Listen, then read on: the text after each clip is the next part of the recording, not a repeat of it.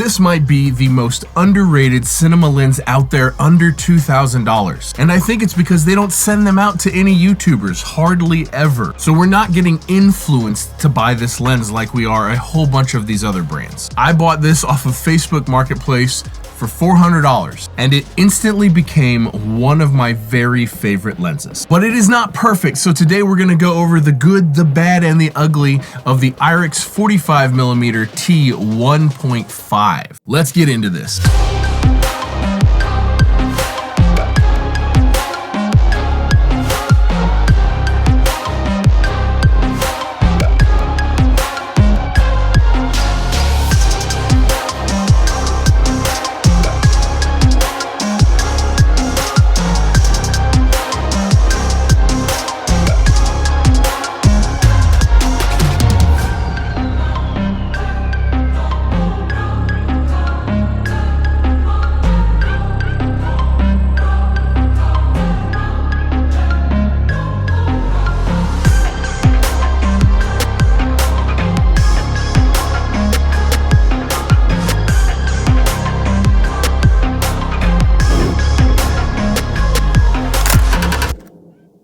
Hey everyone, I'm Colt Caparoon. Thank you for stopping by the Aperture Life for another video. If you're new here, thank you so much for joining me. This is stop number 3 on my search for what lens I'm going to use as the centerpiece to build out a cinema lens kit. I've already got a handful of reviews up going over the Blazar Mantis anamorphic lens, the vintage Canon FD 55mm f1.2, and this is stop number 3, and there's going to be a couple more before I decide which lens I'm going to build a kit around. So today I want to talk about the things that I like about the IRIX 45mm T1.5. I want to go over all the things that I dislike about it. We're going to go over all of the specs. I'm going to show you more sample images. And then towards the end, we're going to discuss who this lens is best suited for. Now, before we get into it, I will put links to this lens in the description down below for all the different mounts. You can go check it out, look at more prices, look at more specs. And while you're down there are links for every other thing that I use. The lights that I use, the monitor that I use, the cage that I use,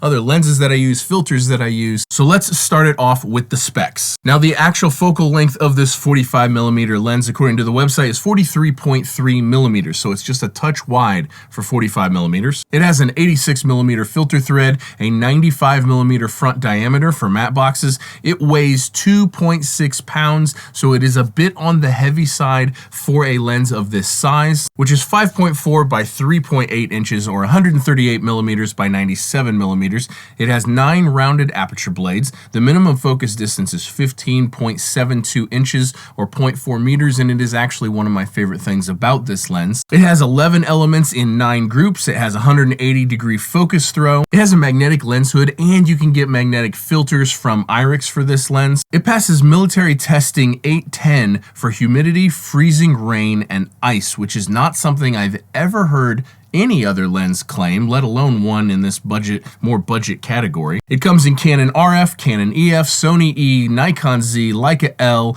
and the MTF and REPL mount. It has a 10-year warranty, which is crazy. The normal price for this here in the US at the time of filming this is $1,295. But there's some places that have it on sale as I'm filming this for $1,000 right now. I don't know how long those sales are gonna last. That's likely a Black Friday sale. So let's talk about things that I like. This lens is sharp. Now, when I got this lens and you went to the IRIX website, it used to say that it was rated for up to 8K, whatever that means, whatever rated for 8K means, but it is definitely sharp enough and has high enough resolution that I think it would be an excellent option if you were trying to shoot in 8K. Now, somehow, even though it is very, very sharp, like bordering on Sony G Master sharp, it still has character to it, and it doesn't look clinical, which is a very surprising thing to me. Usually when a lens is this sharp, it is usually also clinical and kind of boring looking.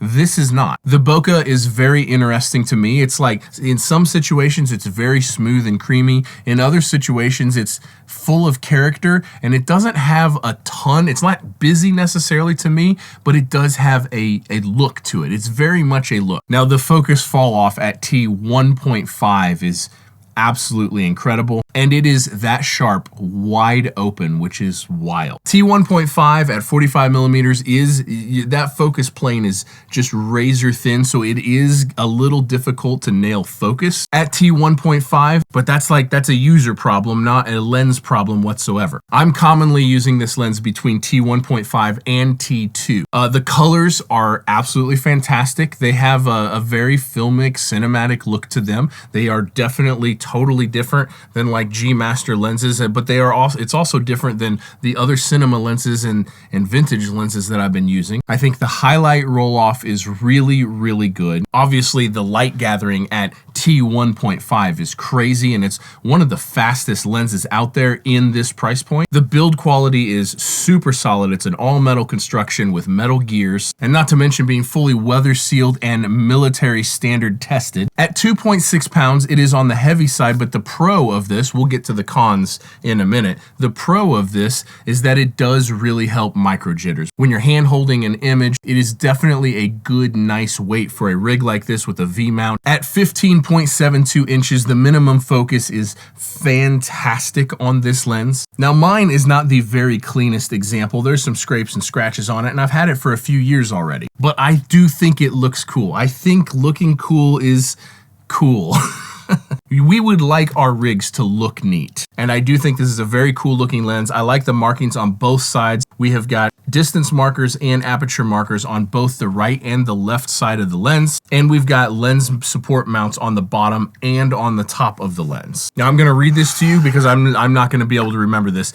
This lens comes in an 11 millimeter, a 15 millimeter, a 21 millimeter, a 30 millimeter, 45, 65, 150, and 150 macro focal lengths, which is a very interesting choice of focal lengths. One, it's a ton of them. Two, it skews very, very wide, but also telephoto. The 21 millimeter, the 30 millimeter, 45, and 65 millimeter are all T1.5. And a 150 millimeter macro cinema lens would be crazy. Like, imagine the detail shots that you could get with that. But we're going to talk more about the focal length choices in the cons because there's some drawbacks to this. Okay, let's talk about the things that I don't like with this lens. And the very first one that pops in my mind, it's not a huge one, but the magnetic lens hood. The idea of a magnetic lens hood, I think, is fantastic.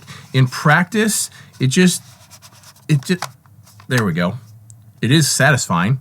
In practice, it's just too finicky and too hard to line up, and I don't particularly love that. I would much rather just a twist lock on like most lenses have. Now, they do have magnetic filters for this, and they seem more streamlined because they just magnetically snap to the front. I've never used them. I have no idea what the quality of their filters are. However, the image quality of the lens is fantastic, so I would imagine they make decent filters as well. Okay, the next con is at the closest focusing distance. The first 1 foot of close focus, there's an interesting stretching that happens to the background. Now, you don't notice this in the image of what you're actually filming, but if you look way in the background to the bokeh when you're focused all the way close and when you're focusing at the closest range, there is an interesting stretching that happens. It's one of the only weird anomalies that I've found with this lens, but I definitely wanted to bring it up because if that's something that is important to you, you would want to know that going into the purchase of this lens. Now, there is some focus breathing on this lens. It is not bad whatsoever. In practice, in actual real world use,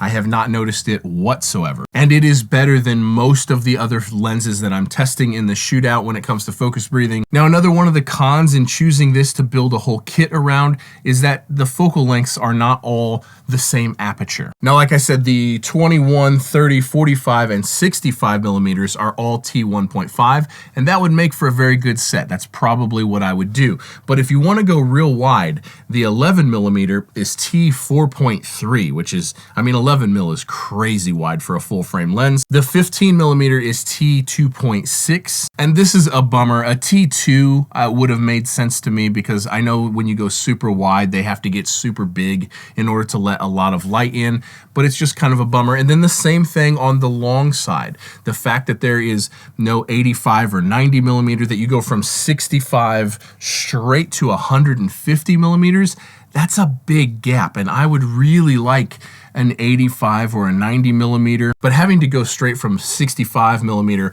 all the way to 150 millimeter and it being a T3 instead of a T1.5, kind of a bummer. Now, however, the 150 millimeter macro at T3, that would be wild. Imagine the detail shots you could get with that lens. That is a unique lens. Okay, let's do final thoughts here because this video is probably pretty long already. Overall, I really like this lens a lot. I adore this lens. It has very quickly become one of my favorite lenses that I've owned, and someone recommended that I start listing all the lenses that I've used so that way they know my frame of reference. It's too many. Like I've currently got 15 or 18 lenses and I've sold 10 or more of them, so it's too many to list all the things I've compared this against. I think used, the way I picked it up at $400, it is a ridiculous bargain. And I think even at the full list price of $1,295, well worth it. Like absolutely well worth it. It beats out lenses that I've paid a lot more money for. The build quality, the military standard testing, the 10-year warranty, like if you don't feel comfortable making a purchase with those kind of guarantees backing you up, I mean, it's a no-brainer really. But is it enough to make me want to buy the rest of them? One of the interesting things about the whole set is if you want to stay T1.5,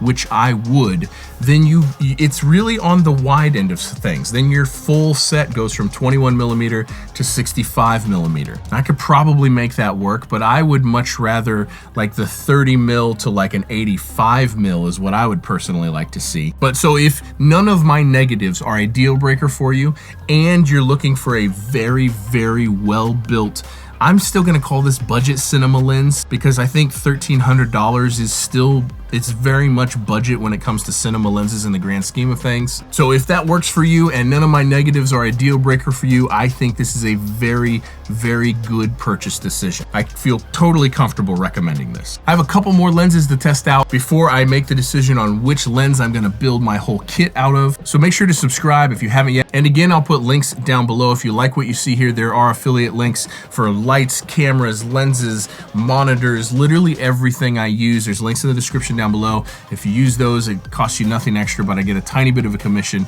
and it really helps a tiny channel like this out. So thank you for using those links and helping out this brand new small channel. And I hope you enjoyed this. I hope you got something out of this, and I will see you in the next one.